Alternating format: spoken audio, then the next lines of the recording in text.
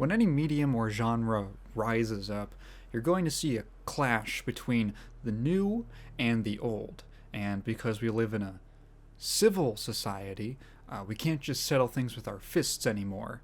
So, what do you do when you're pissed off about video games?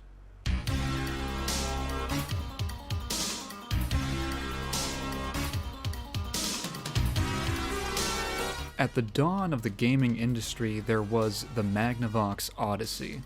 The first home console, it would be succeeded by the Odyssey 2. While the original only had a fledgling number of titles, the Odyssey 2 had a much larger variety of games, many published by Magnavox and Philips, the console makers. Among the early programmers of this era was Ed Averitt, who wrote nearly every single game on the system. He was a machine, pumping out games that routinely sold out. Easily his most infamous work, however, was 1981's K.C. Munchkin. Pac-Man was the hit of the day, and I was asked to design a game that would compete with the game concept of Pac-Man without violating copyright laws.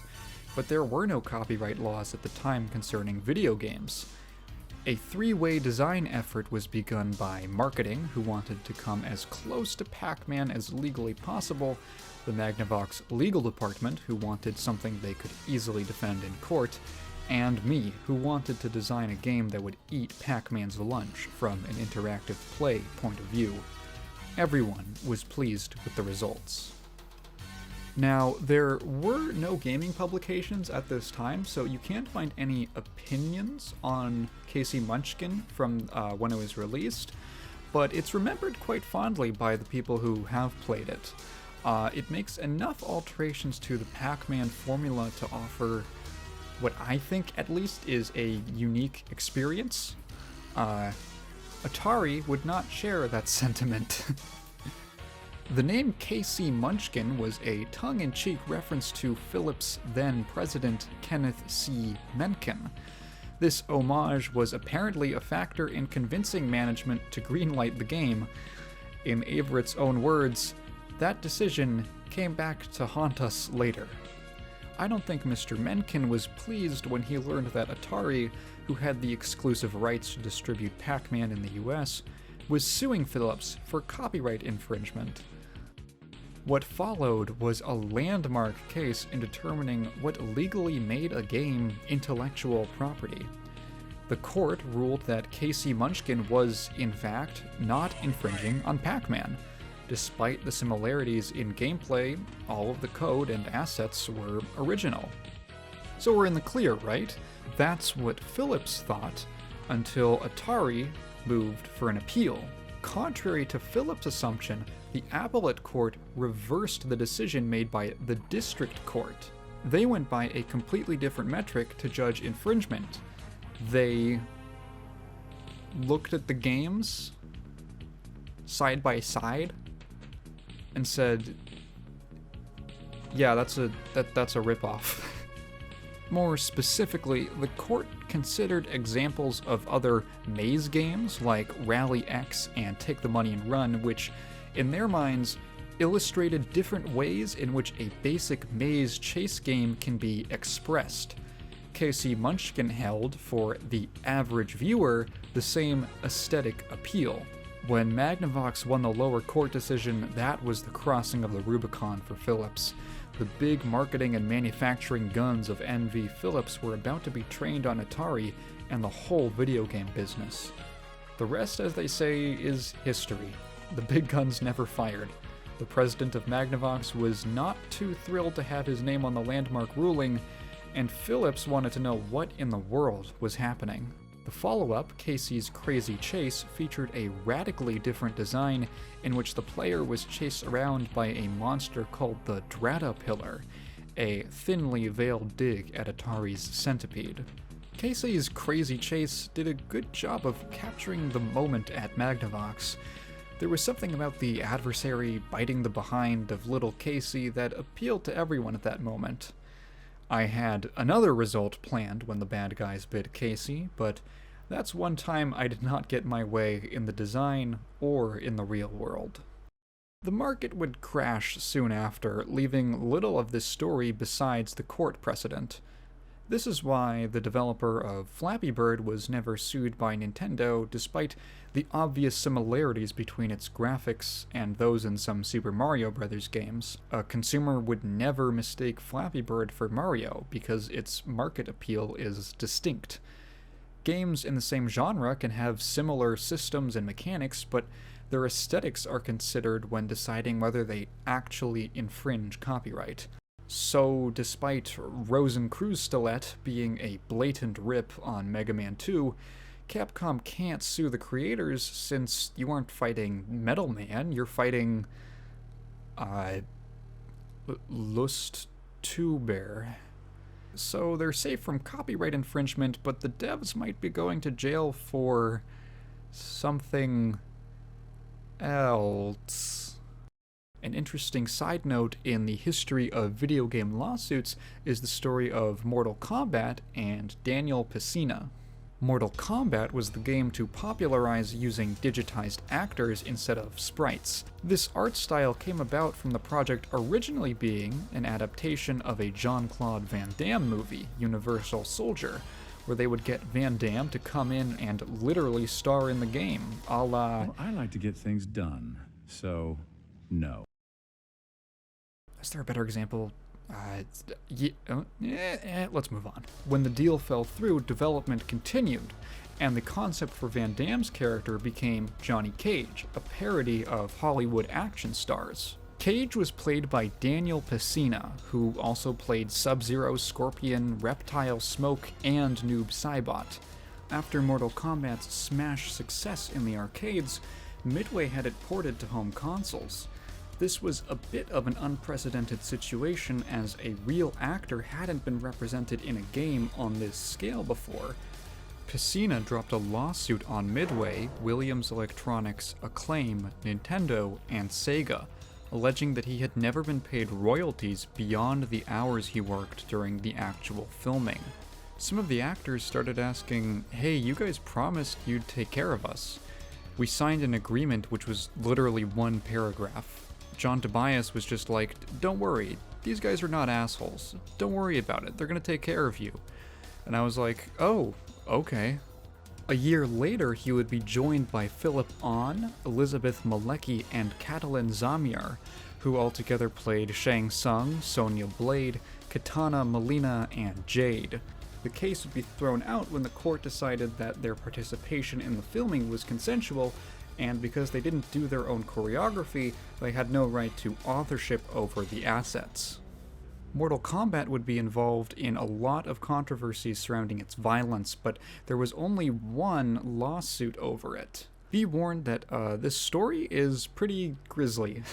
In 1997, a boy named Noah Wilson would be murdered on a sidewalk in South Norwalk, Connecticut. The perpetrator, another 13-year-old boy named Yancey Salazar, who stabbed Wilson in the chest with a kitchen knife. 3 years later, the victim's mother, Andrea Wilson, filed a suit against Midway Games, claiming that Mortal Kombat was the reason for Salazar's attack. From here, things get a little confusing and legally, and it's really not helped by the fact that she gets a lot of details wrong that need to be corrected.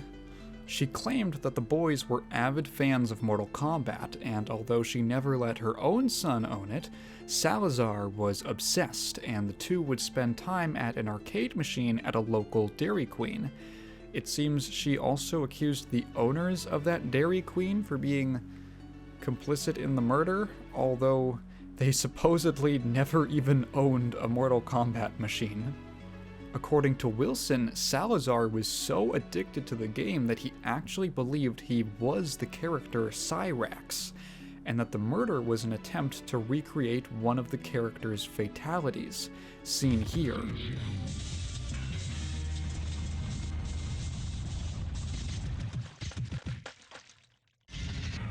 Cyrax wins. Flawless victory. Fatality. Or actually not seen here, because there is no fatality in the game where a character holds the opponent in a headlock and stabs them repeatedly in the chest, as she claimed there was. I really don't want to dunk on this woman after her son died, but reading through the details of this case paints a really sad picture that's also kind of difficult to take seriously. Okay, hey, this is Editing Tigan. So I was looking for any kind of images or material to use during this part of the video where I'm introducing the case of what happened. And so I found this newspaper archive from what newspaper is it? Norwalk Citizen News. This is weird to me. Okay, so this is from the local news. This is just so strange. I just have to read this. So this is about the case. This is the local newspaper. The mother of 13-year-old Noah Wilson believes his stabbing death last Saturday was an accident and is hopeful the manslaughter charge lodged against his friend will be dropped. They were goofing around, said Andrea Wilson of Hanford Place. It was a silly thing to do, but it was a mistake. Noah's friend didn't intend to kill him. Second-degree manslaughter occurred after the boys found a knife on West Main Street. Okay. Miss Wilson said she believes her son tripped on a rock and fell onto the knife, which Noah's friend was holding. I hugged him after all this happened. He's my friend's son, and I love him. Noah was found lying on the... Oh, jeez. Noah was killed with a rusty steak knife. Oh my god. When we got there and asked what happened, she said, "My son did it," the source explained. An autopsy performed Sunday by the Chief State Medical Examiner's office revealed the cause of death to be stab wounds to the chest. Noah's death was ruled a homicide. Oh, man. Oh, this is really dark. Miss Wilson said she doesn't want to see Noah's friend prosecuted. She planned to have her attorney convey her feelings at the suspect's arraignment. "I know his friend," she said. "I hugged him after all this happened. He's my friend's son and I love him." Huh. So I can't seem to find exactly where it continues off of. But that is so weird. I don't know, ooh. Man, everything is weird about this and I don't like it. Like it feels like, it feels sad, you know? Like she really didn't want to believe. There was no blaming of this kid, of the actual murderer. Oh man, I have to go back to editing this, but I don't. I don't want to. I just want to kind of sit and think about this for a second. Wilson's complete list of claims against Midway was product liability, aggressive marketing to adolescents that broke the Connecticut Unfair Trade Practices Act, filial loss of consortium, which is the reimbursement for the death of a family member, and intentional and negligent infliction of emotional distress.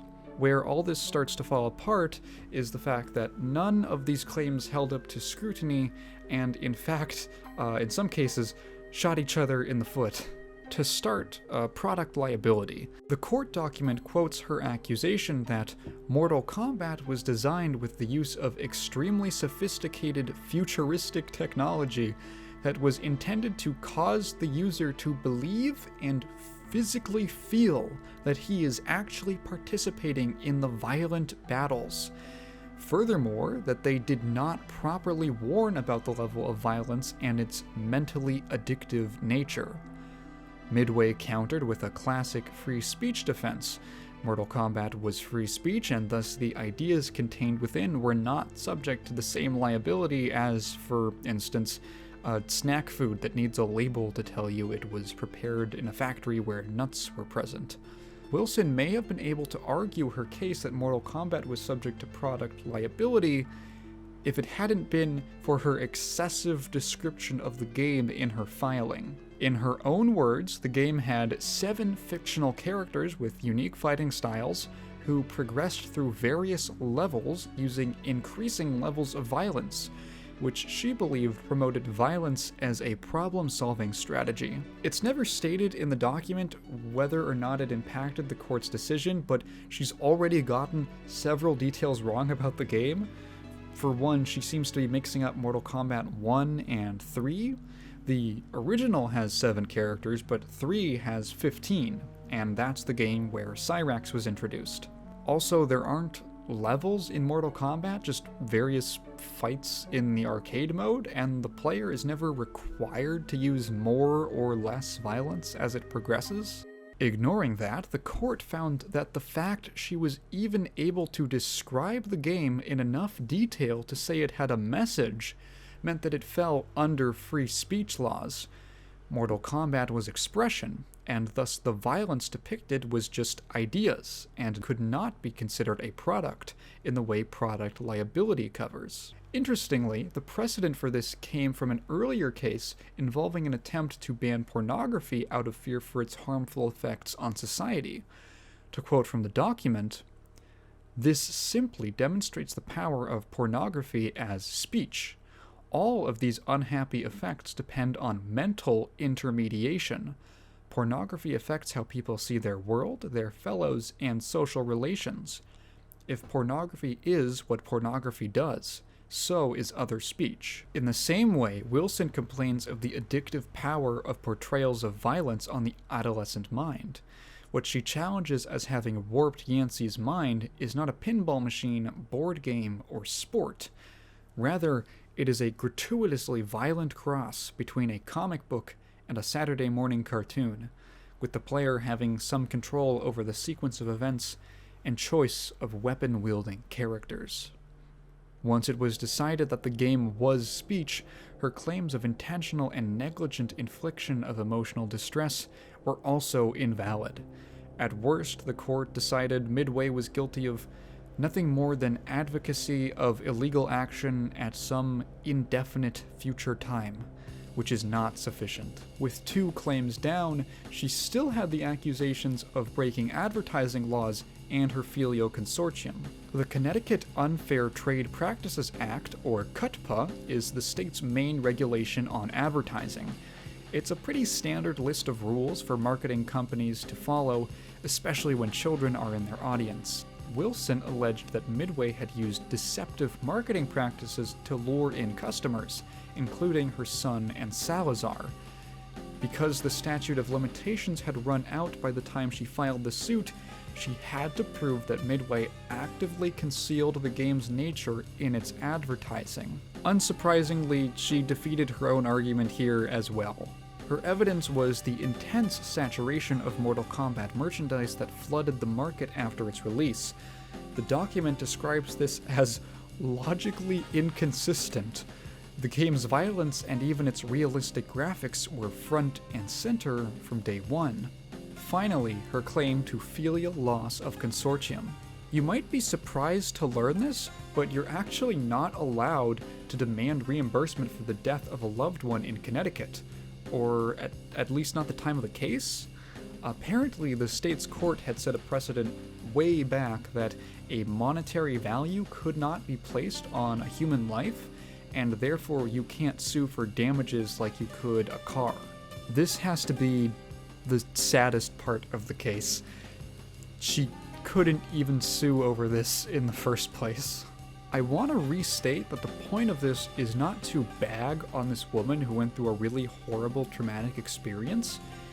It's a fascinating look at our culture's relationship with video games. Similar responses can be seen when Doom was blamed for the Columbine shootings. It's really hard to accept that terrible things happen to innocent people, and we want somewhere to direct our anger, to ground our emotions instead of feeling adrift. Historically, this has manifested as blaming media and entertainment. It's happened to music, movies, television, and video games. This response is also, I think, kind of a relic of superstitious boogeyman thinking. I mean, this woman really thought that Midway Games had created Mortal Kombat as a means to addict the youth and turn them into murderers. It's one thing to say that they're addicting kids to get their quarters, but the idea that Midway is acting as some devil stand-in to corrupt the youth is ridiculous. I still feel bad for her. This is a horrible event, but the blame clearly rests on the actual murderer. I couldn't find any information on what his home life was like or whether he had been diagnosed with any condition prior to this, probably for the kid's own privacy. Nevertheless, this is another landmark case for video games. Actual lawsuits blaming games for real-world deaths are rare, and this tested the boundaries of whether or not games were a form of expression, which was a topic that hadn't really been breached in court before. I wanted to highlight these two cases in particular because they are important to gaming history. Atari v. Philips found that a game's content and presentation were even more important than things like source code and assets, an early suggestion that games were an art form in the court's eyes. Wilson v. Midway brought that idea home and solidified games as freedom of speech. It's even been referenced in the Cornell Journal of Law and Public Policy as an example of information not being liable in expressive mediums. Video game lawsuits can range from depressing to hilarious, and I suspect that we'll see many more of them in the future. I mean, as I wrote this script, news came out about the Apple versus Epic fight happening right now. Let me know your thoughts below and some of your favorite gaming court cases. Mine is definitely Digital Homicide versus Jim Sterling. Go look that one up if you are not aware of that episode.